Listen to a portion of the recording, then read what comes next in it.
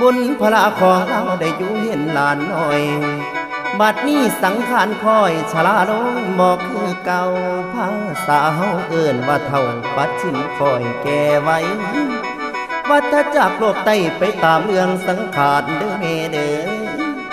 เกิดแก่เทื่องยังเจ็บพอดวันดอกลังแล้วหาลังคนประเสียแอว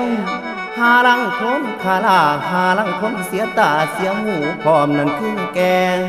หาลังคนพ่อแม่บ่เสียหยังดีๆก็ไปเทดอกก่อนไว้